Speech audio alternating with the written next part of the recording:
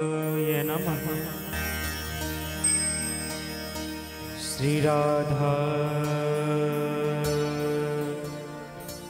कृष्णाभ्यां नमः। श्री गुरुचरण कमलेभ्यो नमः। श्रीवाणी हिरण्य गर्भाभ्यां नमः। वंशी विभूषितकरा नवनीरदाभा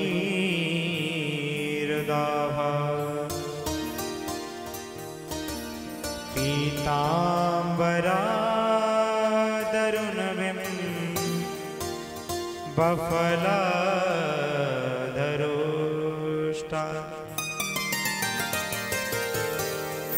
पूर्णेन्दु सुंदरमुखा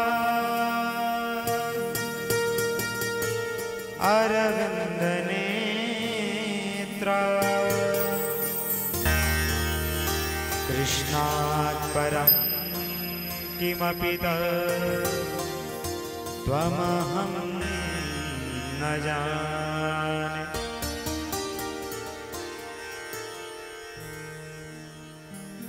नारायणं नमस्कृत्य नरं चैव नरोत्तमं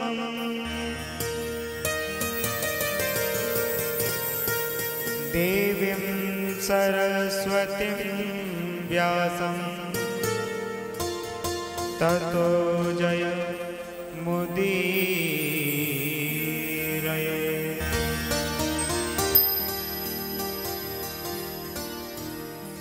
ध्येयं सदा परिभव नमभीष्टदोहम्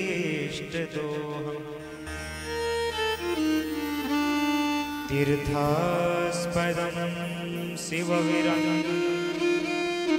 चिनुतं शरण्यं। भृत्यार्तिहं प्रणतपालभवद्दिपोतं वन्दे महापुरुषते चरणारविन्दम्।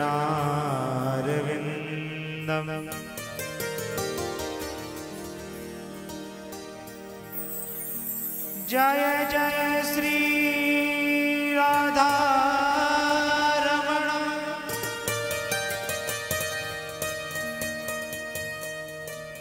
जय जय नवल किशोर।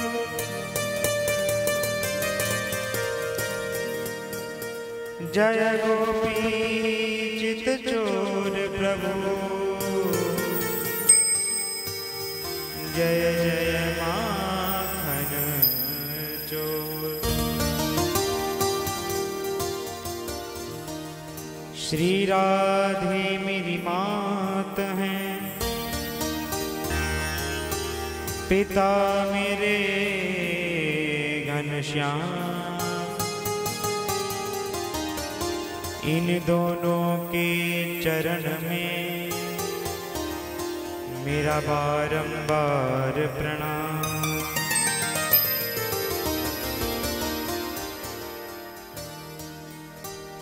मेरे गुरुजी मोहि न बिसारियो, चाहे लाख लोग मिल जाएं। हमसे तुमको बहुत है, पर तुम सम हमको ना। बोल श्री राधा वल्लभ लाल की जय।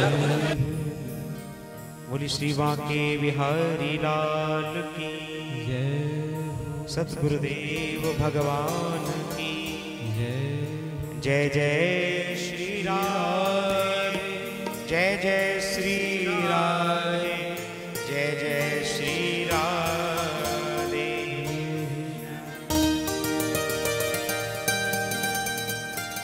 परम पावन पुरुषोत्तम मास के अंतर्गत आयोजित सप्त दिवसीय श्रीमद् भागवत महापुराण कथा के अंतर्गत हम सभी इस कथा का रसपान कर रहे हैं। श्रीमद् भागवत कथा की अमृत रसधारा में हम लीन हों उससे पूर्व सभी जो जहां विराजमान हैं, जो भी इस कथा को श्रवण कर रहे हैं, वो बड़े प्रेम से और भाव से मेरे साथ संकीर्तन करेंगे और सभी भाव से गाएंगे। हे गोपाल राधा कृष्ण गोविंद गोविंद, हे गोपाल राधा कृष्ण गोविंद गोविंद, हे गोपाल राधा कृष्ण गोविंद गोविंद, हे गोपाल राधा कृष्ण गोविंद गोविंद, हे गोपाल राधा कृष्ण गोविंद गोविंद, हे गोपाल राधा कृष्ण गोविंद गोविंद, कृष्ण गोविंद गोविंद, राधे गोविंद गोविंद, कृष्ण गोविंद गोविंद,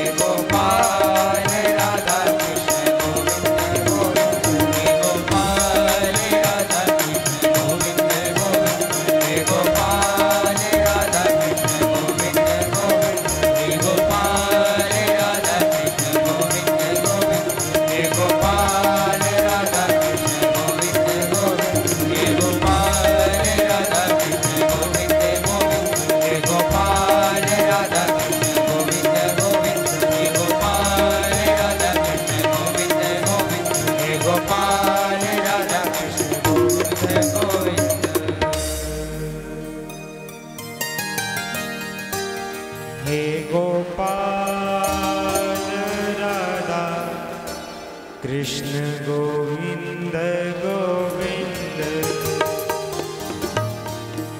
बोली श्री राधा गोविंद भगवान की जय। आइए हनुमंत पधारिए, कथा कहूमति अनुसार। प्रेम सहित गद्दी धरूं, विराजो पवन कुमार। बोली पवन सुत श्री हनुमान जी महाराज की जय।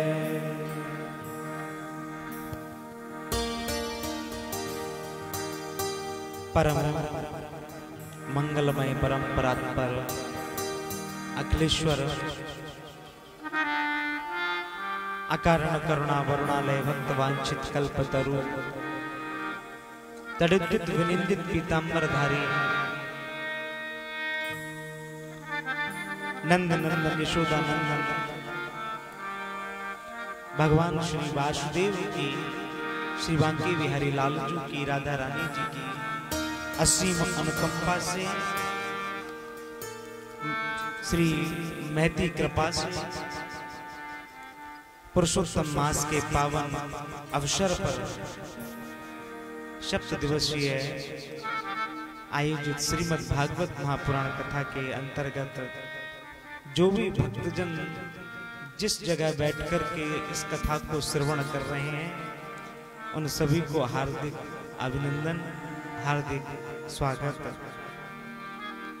क्योंकि आज के समय में ऐसा समय चल रहा है कि जो व्यक्ति जहां है वो वहीं पर रहे और वहीं पर रह करके अपना ध्यान रखे।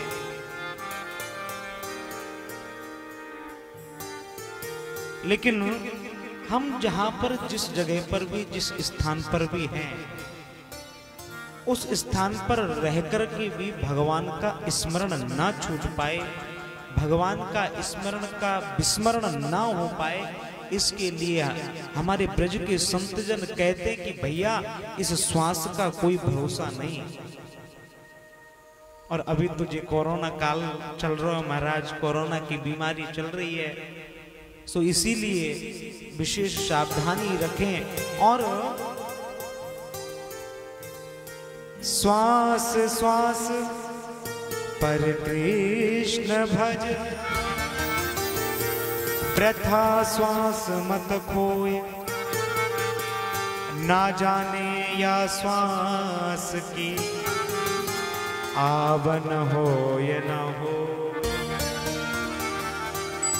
इसीलिए प्रत्येक श्वास पर, जो श्वास हमारी चल रही है, उस हर श्वास पर भगवान का नाम लेते रहो, राधा रानी का स्मरण करते रहो, गोविंद का स्मरण करते रहो, अपने इष्ट का स्मरण करते रहो। किसी ने पूछा कि महाराज विपत्ति क्या है, किसी ने पूछा महाराज संपत्ति क्या है। बोले विपत्ति में और संपत्ति में क्या अंतर है, विपत्ति किसको कहते हैं, संपत्ति किसको कहते हैं। तो वेद व्यास जी महाराज ने बड़ा सुंदर भाव दिया। बोले विपत्ति क्या है, बोले विपदो नैव विपदा, संपदो नैव संपदा, विपद विस्मरणं विष्णु, संपद नारायण स्मृति। व्यास जी कहते हैं, बोले भैया विपत्ति को विपत्ति नहीं कहते, संपत्ति को संपत्ति नहीं कहते। विपत्ति क्या है, बोले विपदो नैव विपदा, संपदो नैव संपदा। विपत्ति विपत्ति नहीं है, संपत्ति संपत्ति नहीं है। तो विपत्ति और संपत्ति है क्या। तो व्यास जी आगे लिखते हैं कि विपदा विस्मरणम विष्णु। बोले जो व्यक्ति भगवान का विस्मरण करते वो समझो सबसे बड़ी विपत्ति है। जिस क्षण भगवान का स्मरण हमारे हृदय से निकल जाए, भगवान विस्मृत हो जाए, भगवान को भुला दे, वो सबसे बड़ी विपत्ति है। और संपत्ति क्या है? संपत्ति क्या है? बोले संपद नारायण स्मृति। बोले भगवान नारायण का स्मरण ही सबसे बड़ी संपत्ति है। अपने प्रभु का, अपने इष्ट का स्मरण करते रहो, उनका ध्यान करते रहो, यही सबसे बड़ी संपत्ति है। संपद नारायण।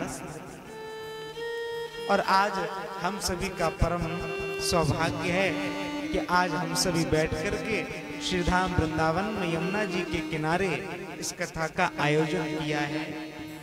और धन्य है वे समस्त यजमान जो ऐसे परम पावन पुरुषोत्तम मास के अवसर पर बैठकर के कथा का आनंद ले रहे हैं। देखो, इस कलयुग में दो चीजें बड़ी दुर्लभ हैं। दो चीजें कौन सी? संत दरस अरु हरि कथा, तुलसी दुर्लभ दोय, सुत तारा और लक्ष्मी, ये तो पापी के घर होए।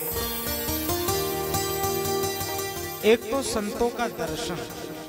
संतों का दर्शन अगर मिल जाए तो समझ लो ठाकुर जी की बहुत बड़ी कृपा है। और वो भी ब्रज के संत अगर मिल जाए तो और भी अच्छी बात है। क्यों? देखो जी, ब्रज है ठाकुर जी का घर, और ठाकुर जी के घर से कोई जब मिलता है ना तो अत्यंत प्रसन्नता होती है। प्रेम से बोलो राधे राधे। राधे राधे। तो संतों का दर्शन और भगवान की कथा ये बड़ी दुर्लभ है। कथाएं तो होती हैं, लेकिन आजकल लोगों को भजन में बहुत इंटरेस्ट होने लगा है। भजन सुने, कथा तो महाराज अगर हम 7 दिन यहाँ बैठे तो 7 दिन कथा होनी चाहिए। कथा सुना, क्योंकि हरि कथा कथा, बाकी सब व्यथा वृथा। भगवान का स्मरण करो, भगवान की कथा सुनो। ये परम पावन पुरुषोत्तम मास की रचना भगवान ने इसी के निमित्त की है। और ऐसा सुअवसर की घर बैठे हम कथा सुन रहे हैं। व्यास जी महाराज लिखते हैं भागवत जी में कि भाग्योदयेन बहुजन्म समर्जितेन सत्संगमं च लभते पुरुषो यदा वै। व्यास जी कहते बोले भाग्योदयेन बहुजन्म, अर्थात एक जन्म का नहीं, 10 जन्मों के नहीं।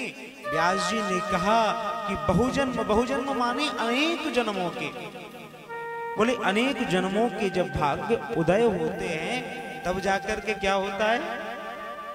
बोले सत्संगम च लभते पुरुषो यदा वै, तब प्राणी मात्र को जाकर के यह श्रीमद् भागवत की कथा श्रवण करने को प्राप्त हो पाती है।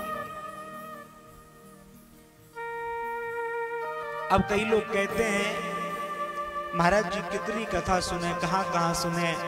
अब तो जिधर देखो उधर कथा चल रही है, जिधर देखो उधर कथा हो रही है। किस किस की सुने, कैसे सुने, कहां कहां सुने, कितनी बार सुने। सो वेद व्यास जी महाराज लिखते हैं निगम कल्प तरोर गलितम फलम सुख मुखादमृत द्रव संयुतम पिबत भागवतम रसमालयम मुहुरहो रसिका भुवि भावका। व्यास जी महाराज कहते हैं, बोले कि ये वेद क्या है भागवत को? बोले ये निगम रूपी, निगम कल्प तरोर गलितम फलम। इस प्रकार से बोले वृक्ष के ऊपर एक आम लटका रहता है, उसी प्रकार से निगम महाराज माने वेद, ये कल्प वृक्ष के ऊपर टंगा हुआ एक वेद रूपी फल है। और कैसा फल है? बोले अमृत, अमृतमय है।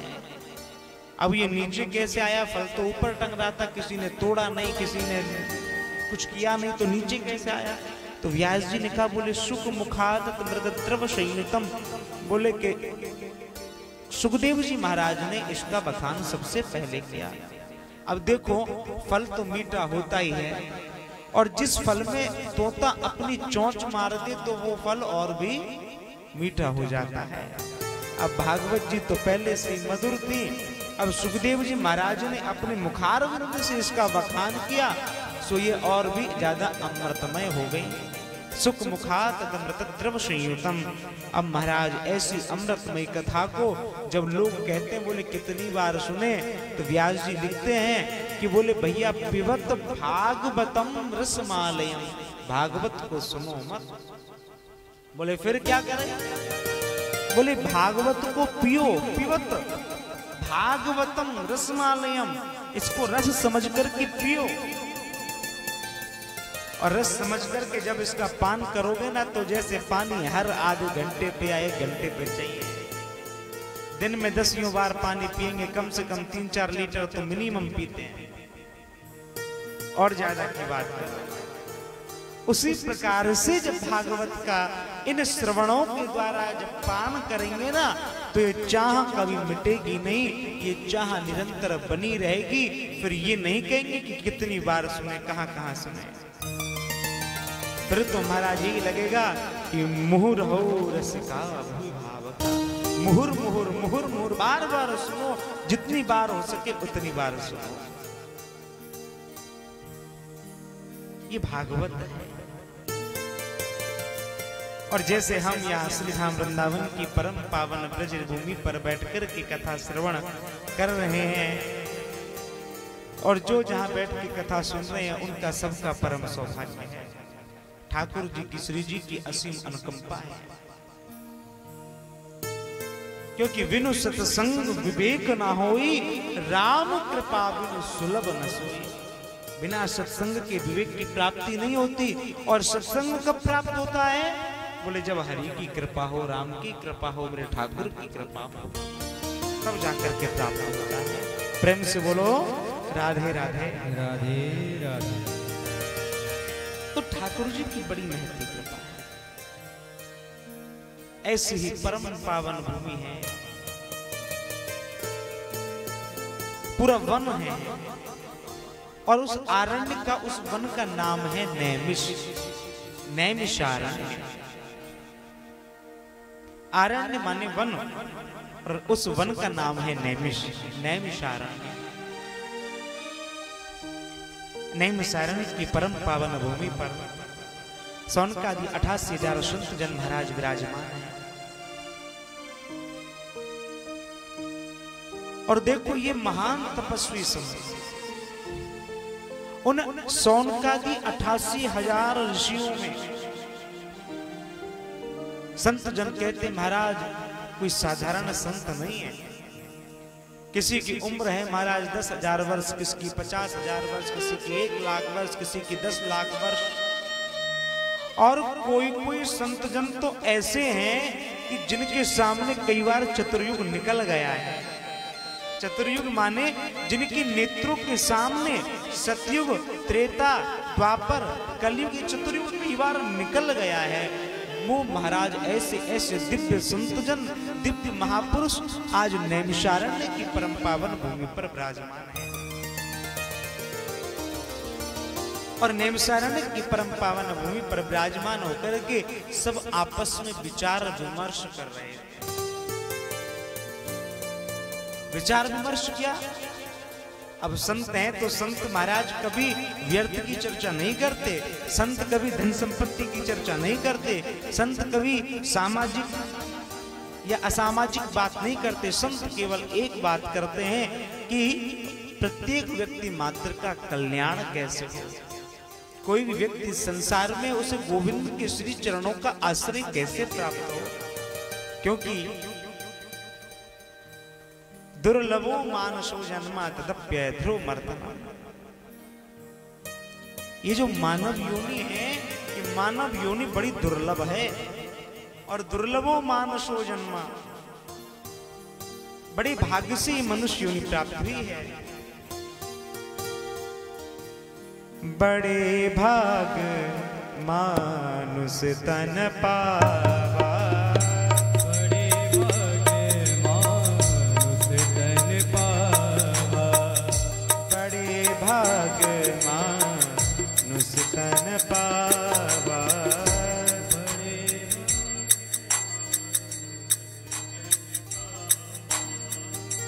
सदग्रंथन, महाराज बड़े भाग्य से मानव योनि प्राप्त होती है।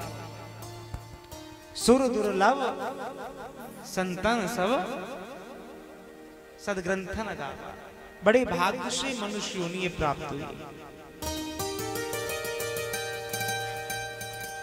अब कहते हैं बोले दुर्लभ कैसे है? नित्य प्रति बोले पता नहीं कितने लोग इस संसार में आते हैं, कितने लोग जाते हैं, तो दुर्लभ क्यों है? उसका भी कारण है।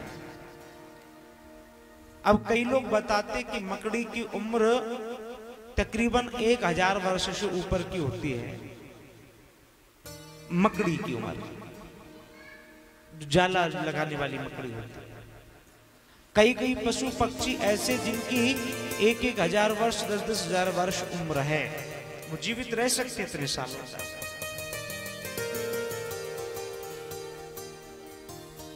अब आप विचार करिए कि 84 लाख योनि, और ऐसा नहीं कि सीधे मानव योनि प्राप्त हो जाए। 83,99,999 योनियों, 83,99,999 योनियों को पूर्ण करने के पश्चात भगवान 84 लाख योनि अर्थात मानव योनि देते हैं। जब आप 83,99,999 योनियों को पार करके जब 84 लाख योनि आती है, तब जाकर भगवान आपको मनुष्य योनि प्रदान करते हैं। हमको आपको तब जाकर के मानव देह प्राप्त होती है। और जब ये मानव देह प्राप्त हो तो भगवान कहते हैं बोले भैया 83,99,999 योनियों को पूर्ण करने के पश्चात अब मैं तुझको ये 84 लाख योनि मानव की इसलिए दे रहा हूं कि अब इस शरीर से ऐसा कोई कृत्य, ऐसा कोई कर्म मत करना कि जिससे कि वापस तुझे इन योनियों में भटकना पड़े। ठीक वैसे ही जैसे कोई हाई स्कूल माने 10th का बच्चा हो। अब 10th के बच्चे ने पढ़ाई चालू करी जुलाई से, मई में उसके पेपर हुए, अप्रैल में उसके पेपर हुए, जून में जाकर के रिजल्ट आया। अगर पढ़ाई अच्छे से की होगी तो क्या होगा? पास हो जाएगा। और अगर पढ़ाई नहीं करी, खेले कूदे इधर उधर ऐसे समय गवा दिया और पेपर में गए, पेपर में देखा कि अब क्या करें, कुछ लिख नहीं पाए। अब लिख नहीं पाए तो क्या हो गया? फेल हो गया। और फेल हो गया तो फिर क्या किया? बोले अब फिर दोबारा से शुरू से हाई स्कूल की पढ़ाई करो। उसी प्रकार से भगवान 83,99,999 योनि पूर्ण करने के पश्चात 84 लाख योनि मानव योनि प्रदान करते हैं कि भैया अब ऐसा कोई कर्म मत करना कि वापस तुमको इस योनियों में वापस भटकना पड़े। इसीलिए भगवान ने ये मानव योनि प्रदान की। इस मानव योनि में जितना हो सके, क्योंकि इस कलयुग में बहुत सीधा सरल और सुलभ उपाय है कि अगर मुक्ति प्राप्त करनी है तो ज्यादा कुछ करने की आवश्यकता नहीं है। पहले तो महाराज सतयुग, व्यास जी महाराज लिखते हैं कि कृते ध्यायते विष्णु त्रेतायाम यजतो मखै द्वापरे परिचर्यायां कलौ तद हरि कीर्तनात्।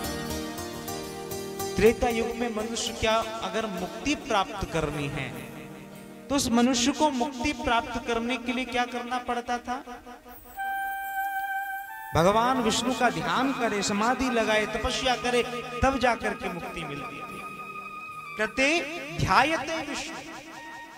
फिर आ गया त्रेता। त्रेता में क्या हुआ? बोले त्रेतायाम यजतो मखई, त्रेता में यज्ञ करो, अनुष्ठान करो, तब जाकर के मुक्ति मिलती थी। और फिर आया द्वापर। फिर द्वापर में और थोड़ा सरल हुआ कि द्वापरे परिचर्यायाम, द्वापर में गोविंद की पूजा करो, अर्चना करो, वंदना करो, भक्ति करो तो मुक्ति मिल जाए। और अब आ गया कलयुग। इसमें ना ध्यान समाधि लगाने की जरूरत, ना महाराज पूजा अर्चन करने की आवश्यकता। आवश्यकता का मतलब यह नहीं है कि आप मेरी बात को गलत ले जाएं कि आप पूजा अर्चना नहीं करेंगे।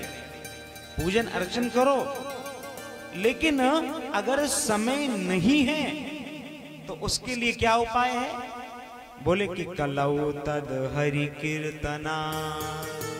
अगर समय नहीं है, बहुत ज्यादा व्यस्त हैं, तो भैया कुछ मत करो तो क्या करो? बोले हरेर नाम हरेर नामैव केवलम कलौ नास्तैव नास्तैव गतिरन्यथा।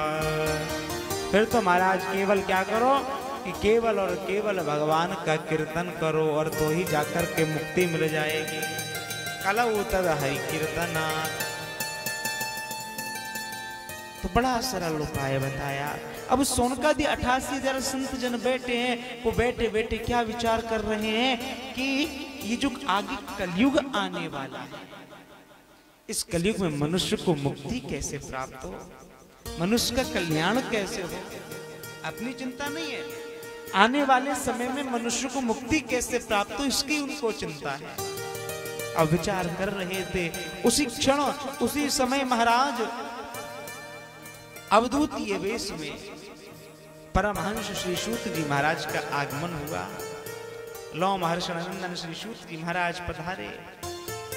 अब जो ही श्री सूत जी महाराज पधारे तो सूत जी महाराज को देख करके सोनकादि 88,000 संतजन अपने अपने स्थान से खड़े हो गए। अब जो ही अपने अपने स्थान से खड़े हुए, अब सूत जी महाराज ने हाथ जोड़ लिए। अरे महाराज, आप मुझे क्यों महाराज लज्जित कर रहे हैं, क्यों शर्मिंदा कर रहे हैं? अरे आप बड़े बड़े संत जन हैं, आप मुझसे उम्र में बड़े हैं, आप ऐसा क्यों कर रहे हैं? आप सब अपने अपने स्थान पर विराजमान हो जाओ। तो सोनकादि 88,000 ऋषियों ने बड़ी सुंदर बात कही। सोनकादि ऋषि बोले महाराज, धन वृद्धा, बल वृद्धा, आयुर्वृद्धा तथैव च ते सर्वेऽपि ज्ञाना वृद्धा किंकराश्च शिष्य किंकरः। देखो जी, कोई धन में बड़ा होता है, कोई बल में बड़ा होता है, कोई उम्र में बड़ा होता है, कोई कद में बड़ा होता है, लेकिन महाराज सबसे बड़ा कौन? बोले ते सर्वेऽपि ज्ञाना। बोले जो ज्ञान में बड़ा है वो सबसे बड़ा है। प्रेम से बोलो राधे राधे। तो सबसे बड़ा कौन? बोले जो ज्ञानी है। इसीलिए तो कहा, बोले महाराज स्वदेशम पूज्यते राजा, राजा की पूजा केवल उसके देश में है। तो स्वदेशम पूज्यते राजा, विद्वान सर्वत्र पूज्यते। राजा की पूजा केवल उसके देश में, लेकिन विद्वान की पूजा, बोले विद्वान सर्वत्र पूज्यते, लेकिन विद्वान की पूजा हर जगह पर है। सूत जी महाराज का स्वागत किया। सूत जी महाराज आकर के जैसे आसीन हुए, उन्होंने अपनी समस्या जैसे बताई। अब तो महाराज सुनते, सूत जी महाराज बोले कि बस इतनी सी बात कि कलयुग में मनुष्य को मुक्ति कैसे प्राप्त, इतनी सी बात। अरे इसका तो बड़ा सीधा सरल उपाय है। अरे मैं तुमको भगवान की ऐसी माधुर्य में, अमृतमय रसमय कथा श्रवण कराऊंगा कि जिसमें भक्ति, ज्ञान और वैराग्य तीनों की महाराज त्रिवेणी गंगा बहती है। और ये वही कथा है जिसको सुखदेव जी महाराज ने राजा परीक्षित को गंगा के तट पर सुनाया और उसी समय सुनाना प्रारंभ किया, सोई महाराज देवता अमृत कलश लेकर के प्रकट हो गए।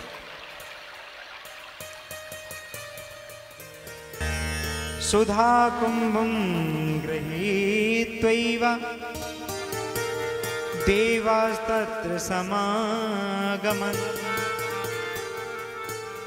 महाराज जैसे सुखदेव जी ने परीक्षित जी को कथा सुनाना प्रारंभ किया कि उसी क्षण महाराज देवगण अमृत का कलश लेकर के हाथ में प्रकट हो गए।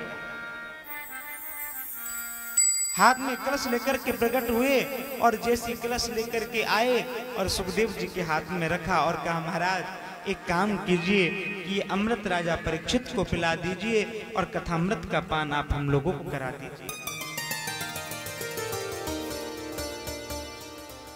जैसे सुना कि कथामृत का पान हम लोगों को करा दीजिए, सोई महाराज सुखदेव जी को हंसी आ गई। सुखदेव जी ने कहा, अच्छा ये लोग परीक्षित से परीक्षित की मणि छीन करके उनको कांच देना चाह रहे हैं। क्यों? क्योंकि क्वा स्वधा क्वा कथा लोके क्वा काचा क्वा मणिर्महा ब्रह्मरातो विचार्यैवम् तदा देवांजः सह। कहाँ अमृत और कहाँ भगवान के अमृत में श्रीमद् भागवत कथा और कहाँ पर ये कांच के समान और कहाँ वो मणि के समान, आपस में तुलना नहीं हो सकती। और देवगण आज क्या कर रहे हैं कि परीक्षित को परीक्षित से मणि लेकर के परीक्षित को कांच देना चाह रहे हैं, अमृत के बदले में उनसे उनकी कथा लेना चाह रहे हैं, जो कि असंभव है। सुखदेव जी ने कहा, नहीं, ये कथा सुनने के अधिकारी नहीं है। जो महाराज कथा को पैसों से तोल ले, पैसे से लेन देन से कर ले, सो महाराज उसको कथा कहने का अधिकार नहीं।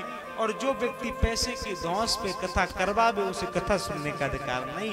ये सुखदेव जी ने उस दिन सिद्ध कर दिया जब देवताओं ने अमृत कलश के बदले में कथा सुनने की इच्छा प्रकट करी, कथा अमृत का रसपान करने की इच्छा प्रकट की। अब तो महाराज देवताओं को जब महाराज मना कर दिया सो देवगण घबरा गए कि आखिर इस कथा में ऐसा है क्या जिसके पीछे हमको अमृत, हमारा अमृत लौटा दिया, जिस अमृत को प्राप्त करने के लिए भगवान को मोहिनी अवतार धारण करना पड़ा, जिस अमृत को प्राप्त करने के लिए हमारा देवासुर संग्राम हुआ, उस अमृत को एकदम से मना कर दिया। अब तो महाराज महान आश्चर्य, उस अमृत कलश को लेकर के ब्रह्मा जी के पास गए। ब्रह्मा जी के पास में गए, जाकर के अमृत कलश देकर के संपूर्ण वृतांत बताया। अब तो जो ये ब्रह्मा जी ने सुना कि अमृत को लौटा दिया और कथामृत का रसपान नहीं कराया, सोई महाराज ब्रह्मा जी ने तुरंत एक तराजू लिया।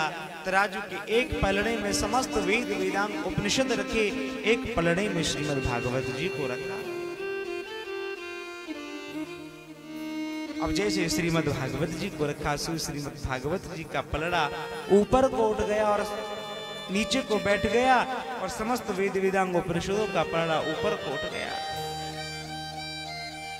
तब जाकर के महाराज ब्रह्मा जी को बोध हुआ कि भागवत कोई पोथी नहीं, कोई किताब, कोई पुस्तक नहीं, ये तो साक्षात गोविंद का वांगमय विग्रह है, गोविंद का वांगमय स्वरूप है। प्रेम से बोलो राधे राधे।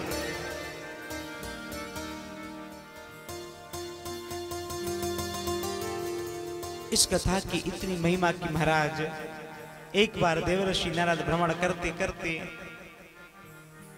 मृत्युलोक पर पहुंचे।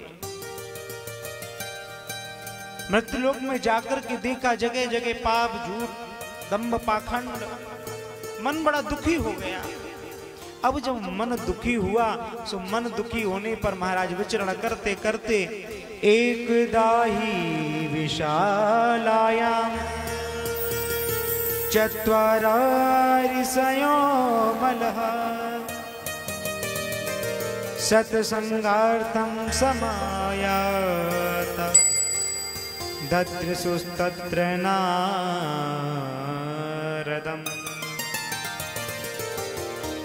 महाराज विचरण करते करते पहुंच गए कहां?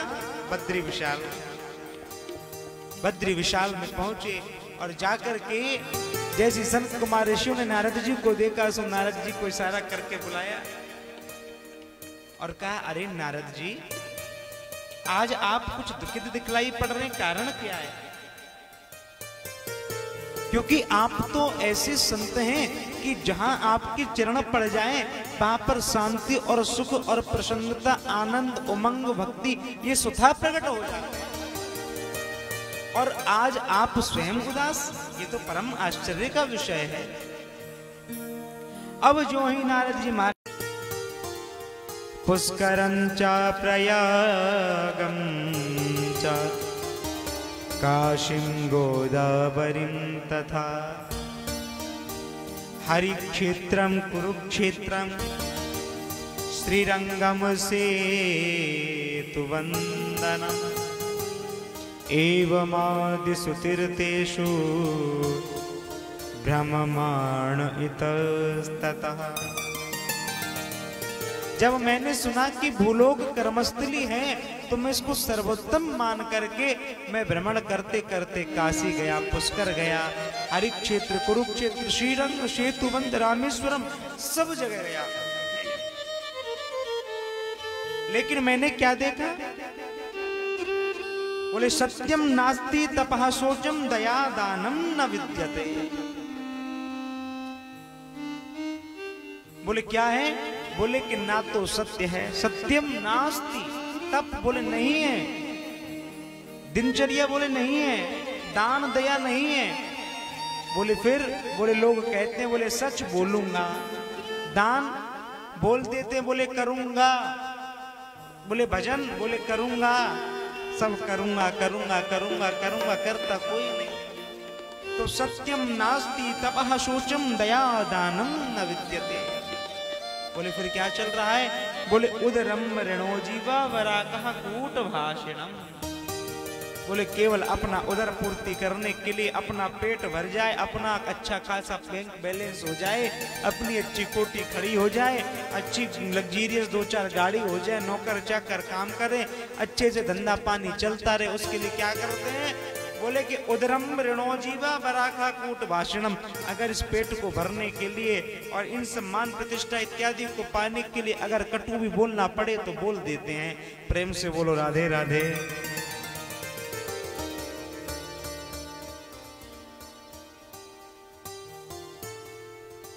नारद जी कहते हैं, बोले महाराज हर जगह मैंने यही स्थिति दी। और महाराज सबसे ज्यादा आश्चर्य तो मुझे तब हुआ जब मैं विचरण करते करते करते करते जब मैं ज्ञान गोदड़ी क्षेत्र में यमुना के किनारे पहुंचा। श्रीधाम वृंदावन में यमुना जी के किनारे एक स्थान है जिसका नाम है ज्ञान गोदड़ी, जहां पर उद्धव जी जैसे वेदांताचार्य की महाराज ज्ञान की पोटरी रखी रह गई, ज्ञान रखा कर रखा रह गया। उन गोपियों के प्रेम के आगे उस स्थान का नाम है ज्ञान गोदड़ी। प्रेम से बोलो राधे राधे। तो नारद जी कहते हैं, बोले महाराज मैंने एक आश्चर्यजनक दृश्य देखा कि एक युवती दुखित बैठी हुई है और उसकी दोनों ओर तो वृद्ध अचेतन लेटे हुए हैं। कई स्त्रियां उनको सांत्वना दे रही है। अब मैं दूर से खड़ा देख रहा था कि इतने में उस युवती ने हाथ बढ़ाया और मुझे इशारा करके रोका। भो भो साधु क्षणं तिष्ठा मच्चिन्तामपि नाशय दर्शनं तव लोकस्य सर्वथागहरं परम। भो साधु क्षणं तिष्ठा, हे महात्मन आप जरा कुछ देर के लिए रुकिए। आपके दर्शन करने मात्र से मेरे मन को बड़ी शांति हुई। अजी महाराज संतों के दर्शन कर लो, संतों के तो दर्शन मात्र से मन को शांति मिल जाती है।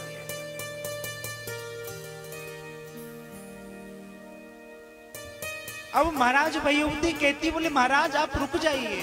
क्यों? क्योंकि आपके दर्शन करने से मेरे मन को शांति मिली है।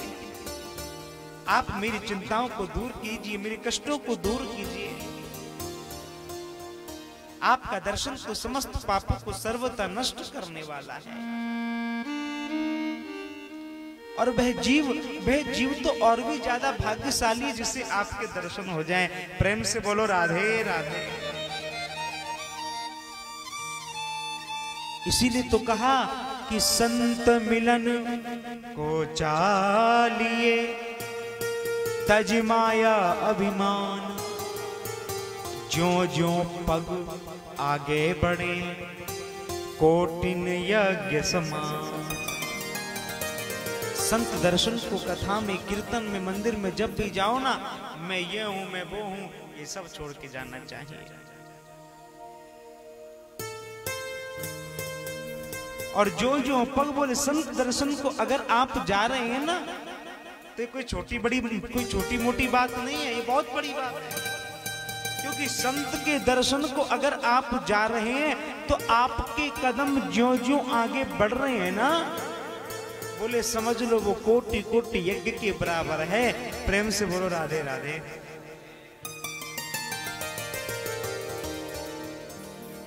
जो जो पग आगे बढ़े, कोटि यज्ञ समान। और महाराज अब आप कुछ क्षण बैठिए जरा। अब नारद जी ने कहा कि मैं तो इनको जानता नहीं, पहचानता नहीं, अब मुझे रोक के पूछ रही है तो पूछ लूं भैया क्या बात है, क्या कष्ट है। सो भययुक्ति कहने लगी, बोले महाराज आप मेरे कष्ट को दूर कीजिए। तो नारद जी कहते हैं, देवी पहली बात तो ये कि आप हैं कौन? काशी त्वं कापि मोचेमा, नार्या कह पद्मलोचना, वद देवी सविस्तारम, स्वस्य दुःखस्य कारणम। देवी आप हैं कौन? और आपके साथ में ये दो जो वृद्ध अचेतन लेटे हुए ये कौन है? ये नारी कौन है? आपको क्या कष्ट है? बोले वद देवी सविस्तारम स्वस्य दुःखस्य कारणम। अपने स्वयं के दुख का कारण आप विस्तार से कहिए। सो भक्ति महारानी बोली, बोले महाराज अहम भक्ति रीति ख्यात, इमाओ में तनयो मतो, ज्ञान वैराग्य ना मानो, काल योगीन जरो। महाराज मैं भक्ति हूं, अहम भक्ति रीति ख्यात। और बोले ये दोनों मेरे पुत्र ज्ञान और वैराग्य हैं। और महाराज ये जो आप कह रहे हैं ना, ये युक्तियां जो हैं, गंगाद्या सरितश्चेम मत्सेवर्त समागता, सत्संगार्थम समायाता, ददृशुस्तत्र नारदम्। महाराज ये जो युवतियां हैं, ये गंगा यमुना आदि पवित्र नदियां हैं।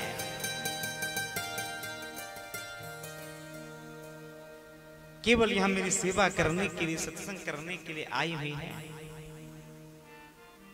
और महाराज मैं अपनी बताऊं तो मैं हूं भक्ति। और भक्ति का जन्म कहां हुआ? हम सब भक्ति करते हैं। देखो भक्ति क्या है? भक्ति है निश्चल, निष्कपट, निष्काम। निष्काम भक्ति क्या है? कोई कामना नहीं, कोई इच्छा नहीं, बस हर जगह परमात्मा का दर्शन करना, आत्मवत् सर्वभूतेषु, और हर जगह परमात्मा का स्मरण करना। और बाकी कोई चाह नहीं, कोई कामना नहीं, कोई इच्छा नहीं, वो है निष्काम भक्ति। और नहीं तो आजकल तो लोग अगर महाराज भगवान के सामने एक बार मत्था टेक कर 51 रुपए का प्रसाद चढ़ा देंगे ना, तो उसके बदले महाराज 51 करोड़ रुपए के लायक तो सेवा मांग लेंगे। महाराज मेरी फैक्ट्री लग जाए, मेरी फैक्ट्री अच्छे से चले, मेरे बच्चे के बेटा हो जावे, मेरी फैक्ट्री अच्छे से चले, घर में धन दौलत अच्छी भरे रहे। और अब तो कुछ लोग क्या करते हैं कि अगर मेरे बेटा हो गया तो महाराज आपको प्रसाद चढ़ाऊंगा, अगर मेरी फैक्ट्री अच्छे से चलने लगी तो आपको 151 रुपए का भोग लगाऊंगा।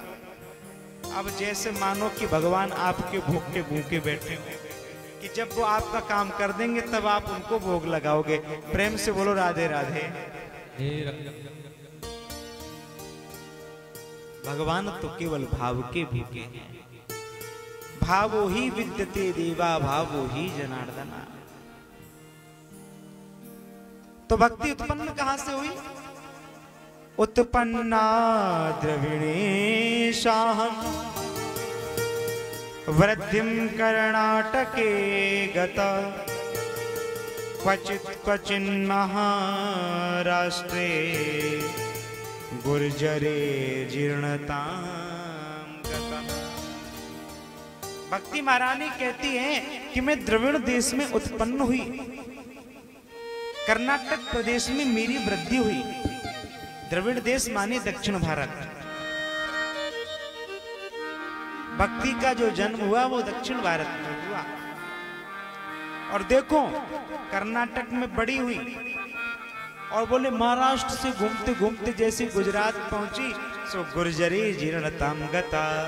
गुजरात में जाकर बोले मेरी काया जर्जर हो गई और मेरे दोनों पुत्र ज्ञान और वैराग्य बोले वो वृद्ध हो गए। अब महाराज फिर क्या हुआ कि फिर मैं गुजरात से निकली और भ्रमण करते करते करते करते वृंदावन पहुंची।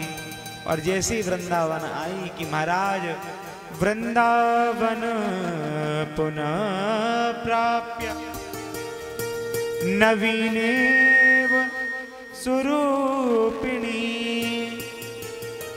जाता हम युवती सम्या प्रेष्ठ रूपा तु सांप्रतम। महाराज जैसे वृंदावन पहुंची कि वृंदावन पहुंचकर के मैं पुनः युवती हो गई, जवान हो गई।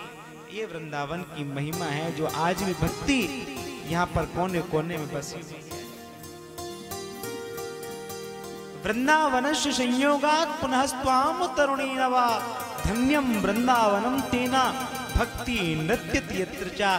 धन्य है श्री धाम वृंदावन जहाँ आज भी महाराज भक्ति यत्र तत्र सर्वत्र नृत्य करती है, भक्ति विचरण करती है। और मुक्ति, जिस मुक्ति को पाने के लिए हम लोग बड़े प्रयास करते हैं कि बस मुक्ति मिल जाए, इन योनियों में वापस भटकना ना पड़े, ऐसा कोई काम नहीं करें। दान करें, पुण्य करें, जप तप अनुष्ठान करें, और महाराज ऐसा कोई काम नहीं करें जिससे कि वापस इन योनियों में भटकना पड़े। इसके लिए मुक्ति प्राप्त हो जाए। तो मुक्ति प्राप्त करने के लिए क्या करते हैं? आज हम यहाँ बैठ के कथा कर रहे हैं, कितने यजमान इसमें अपना सहयोग दे रहे हैं। उसका भी कारण है कि भाई अधिक मास चल रहा है, पुरुषोत्तम मास चल रहा है, महाराज जी कथा कर रहे हैं, अपनी तरफ से सहयोग लगेगा तो महाराज हमारे भी पूर्वजों को, हमको सबको मुक्ति प्राप्त होगी। प्रेम से बोलो राधे राधे। तो जिस मुक्ति को प्राप्त करने के लिए हम इतना प्रयास करते हैं, भाई मुक्ति क्या है? बोले महाराज वृंदावन की गोद में मुक्ति रही बिलखाए और मुक्ति कह गोविंद सो अजी मेरी मुक्ति बता।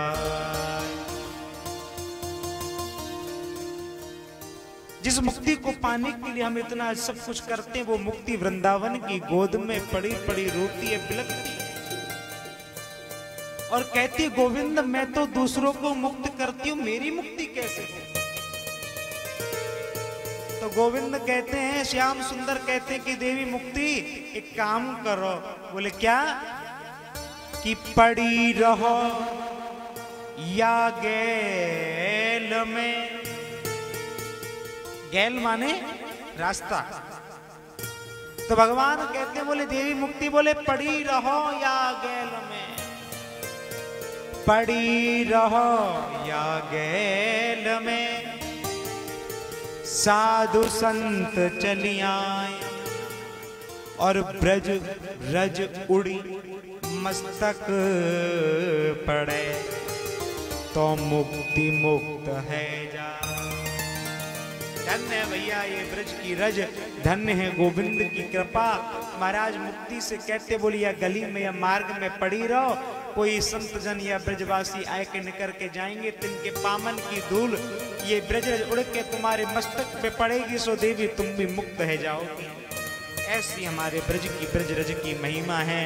और हम तो बिहारी जी से, श्री किशोरी जी से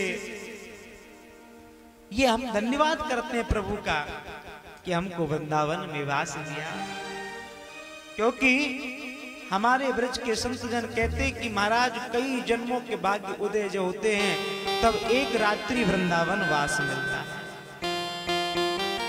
और हमें तो वृंदावन वास दिया। तो कृपा है किशोरी की, कृपा है श्री बांके बिहारी लाल की, कृपा है सतगुरुदेव भगवान की जो कि इस वृंदावन का वास दिया।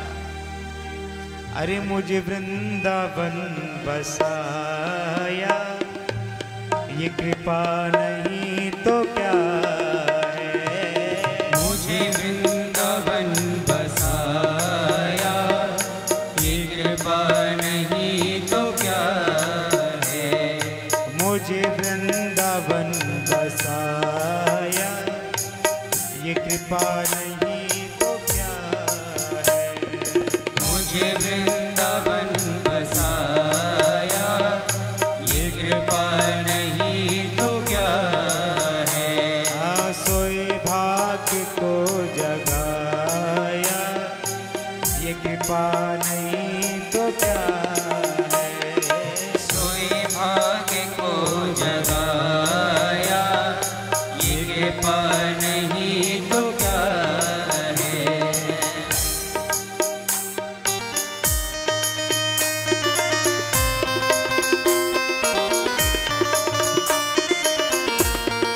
बाकी बिहारी लाल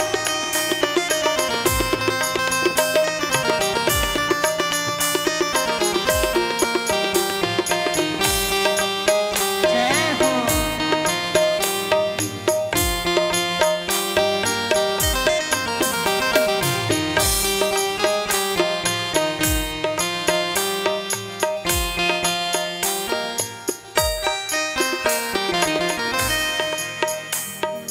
भटका बदर बदर का, विषयों में मन लगाए। भटका था दर बदर का, विषयों में मन लगाए। भटका बदर बदर का, विषयों में मन लगाए। भटका था दर बदर का, विषयों में मन लगाए। विषयों से मन हटाया, विषयों से मन हटाया, ये कृपा नहीं तो क्या है। विषयों से मन हटाया, ये कृपा नहीं तो क्या है। मुझे वृंदावन बसाया,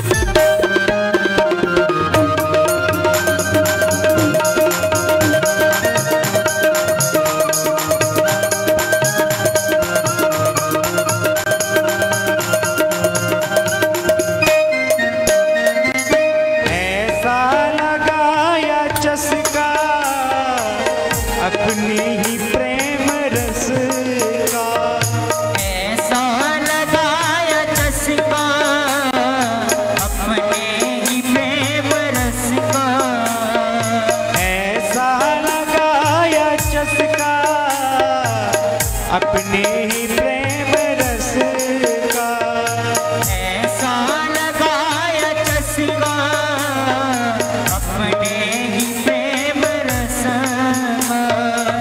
पागल मुझे बनाया, पागल मुझे बनाया, ये कृपा नहीं तो क्या। पागल मुझे बनाया, ये कृपा नहीं तो क्या है। मुझे वृंदावन बसाया, ये कृपा नहीं तो क्या है। मुझे वृंदावन बसाया, ये कृपा नहीं तो क्या है। मुझे वृंदावन बसाया, ये कृपा नहीं तो क्या है। मुझे वृंदावन बसाया, ये कृपा नहीं तो क्या है।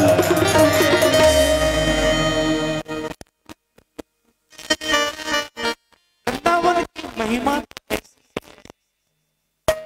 महाराज वृंदावन धाम को पास भलो, जहाँ पास बहे यमुना पट रानी, जो जन न्याय के ध्यान धरे, वैकुंठ मिले तिनको रजधानी। अरे चारहों वेद बखान करें, अरु संत मुनि तिनके मन मानी। यमुना यमदूतन तारत है, भव तारत है श्री राधिका रानी।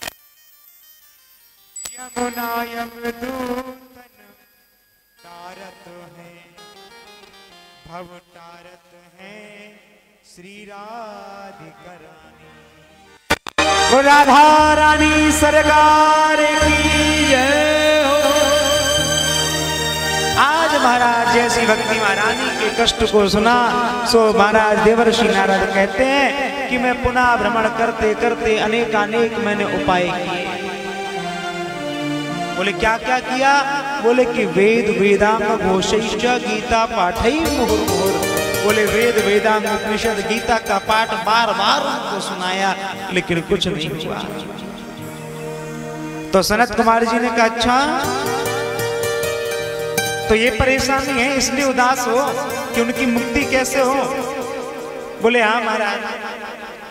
सो महाराज सनत कुमार ऋषियों ने जैसे ही कहा, सनत कुमार ऋषियों ने इतने में आकाशवाणी हुई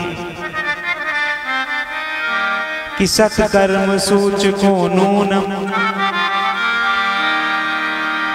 ज्ञान यज्ञस्मृतो बुधै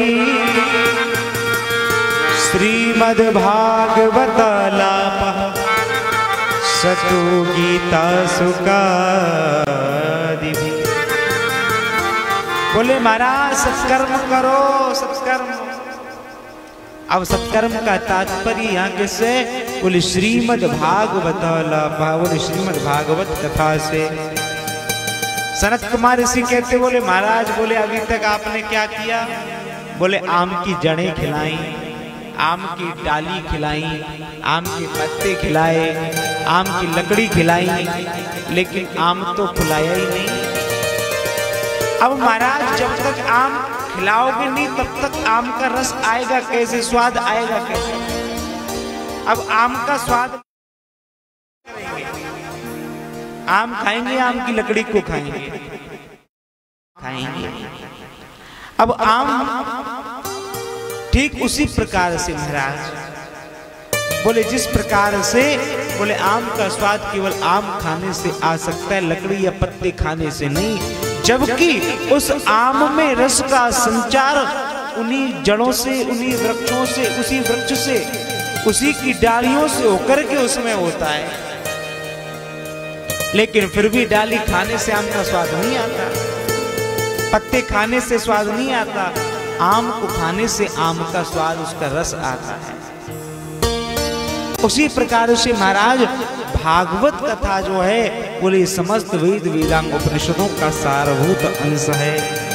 इसीलिए बोले अब तक आपने अन्य उपाय किए, अब उनको भागवत की कथा श्रवण कराओ।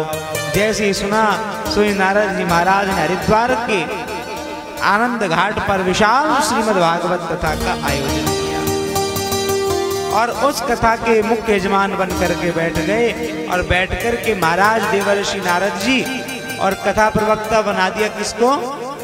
सनत कुमार जी महाराज को।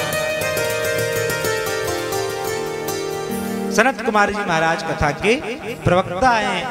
सनत सनंदन सनातन सनत कुमार व्यासपीठ पर विराजमान है। नारद जी महाराज श्रोता बनकर के विराजमान है और जैसे ही कथा कहना प्रारंभ किया, अब तो महाराज जिन जिन के कानों में ये बात पड़ी कि सनत कुमार ऋषि कथा कह रही और नारद जी कथा सुन रही हैं। एक घड़ी से अधिक न टिकने वाले नारद जी 7 दिन एक स्थान पर बैठ कर के कथा सुनेंगे। जैसे ही ये सुना तो महाराज बड़े बड़े संत महात्मा अवलात्मा ज्ञानी पुरुष देवगण सपत्नीक और तो और जितने भी तीर्थ हैं नदियां हैं वो सब महाराज आज मूर्तिमान होकर के वहां उपस्थित हो गए। सब लोग कथा सुन रहे हैं और सदा सेव्या श्रीमद् भागवती कथा यस्या श्रवणमात्रेण हर्षचित्तं समाश्रये।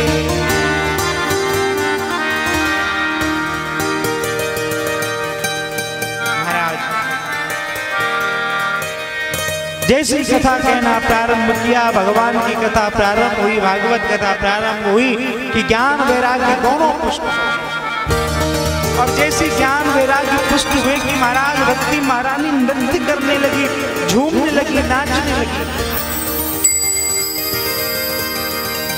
अब जैसी नाचने लगी सोई महाराज सनत कुमार ऋषियों ने कहा कि देवी आप एक काम करो कि आप नृत्य तो कर रही हो, आप बहुत भावुकता में हैं, बहुत अच्छी बात, लेकिन आप उन समस्त भक्तों के हृदय में लीन हो जाओ, उनके समस्त भक्तों के हृदय में विराजमान हो जाओ जो भगवान के अनन्य उपासक हैं। तो भक्ति महारानी समस्त भक्तों के हृदय में प्रविष्ट हुई और जैसे भक्तों के हृदय में प्रविष्ट हुई सोई समस्त भक्तजन आनंदित आह्लादित होकर के भगवान का संकीर्तन करने लगे। आइए हम और आप भी सभी मिलकर के भाव से संकीर्तन करेंगे। हे गोपाल राधा कृष्ण गोविंद गोविंद, हे गोपाल राधा कृष्ण गोविंद गोविंद, हे गोपाल राधा कृष्ण गोविंद गोविंद, हे गोपाल राधा कृष्ण गोविंद गोविंद, कृष्ण गोविंद गोविंद राधे गोविंद गोविंद, कृष्ण गोविंद गोविंद राधे गोविंद गोविंद, कृष्ण गोविंद गोविंद राधे गोविंद गोविंद, कृष्ण गोविंद गोविंद राधे गोविंद गोविंद, कृष्ण गोविंद गोविंद राधे गोविंद गोविंद, कृष्ण गोविंद गोविंद राधे गोविंद गोविंद, कृष्ण गोविंद गोविंद राधे गोविंद गोविंद, कृष्ण गोविंद गोविंद राधे गोविंद गोविंद, हे गोपाल राधा कृष्ण गोविंद गोविंद, हे गोपाल राधा कृष्ण गोविंद गोविंद, हे गोपाल राधा कृष्ण गोविंद गोविंद,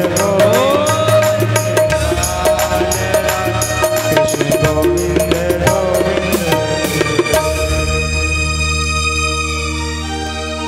तो आइए आज की कथा को यहीं विश्राम देंगे और बाकी महात्मा की कथा को हम आगे प्रारंभ करेंगे और कल ठीक 11 बजे से 2 बजे तक कथा का समय है।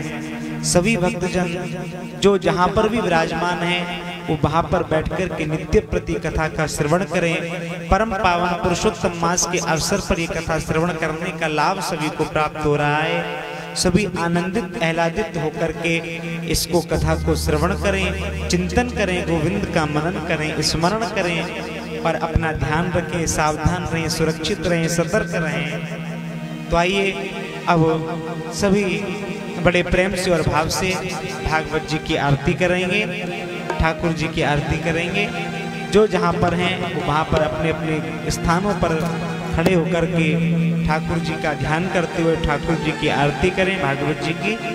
और अगर आप के पास में अगर दिया बाती नहीं है तो मन से आरती करो, मानसिक उपासना करो। अपने मन में ये भाव लेकर आओ कि आप वहीं से बैठे बैठे भागवत जी की आरती कर रहे हो। मैंने अभी क्या कहा कि भाव ही प्रधान है, इसीलिए भाव से